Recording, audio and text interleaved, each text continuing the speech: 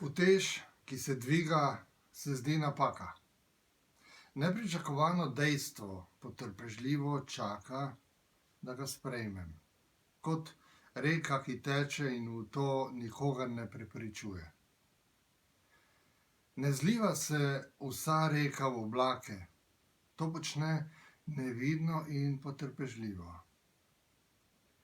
Napaka, ki nosi oblake lebdečih rek.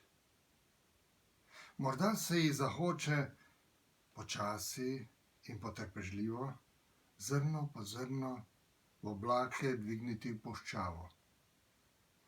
In jo potem v suhem nalivu spustiti v morje, ustvariti novo kopno, nov zaliv za ribe. Morda tako po kosih, v majhnih delih, oblake dvigne ljudi. Čisto neopazno jim najprej pokvari frizure. Izpuli las po las, potem možgani. Začno se čudno vesti in upadajo jim mišice. Zluknjajo se kosti, stanjša se koža, kri se zgosti. Vdihi so vse težji in daljši, ker je človek vse daljši. Kot steber je, ki seže skoraj do oblakov.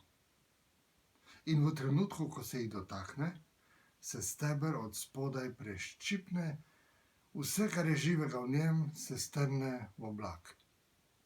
Potuje. Lahko daleč, lahko dolgo. Opazuje. Nekje utripne prava barva, nekje reka vdihne visoko v megle in takrat se kot protiutež reki, pesku, svetlobi življenje lahko spet spusti.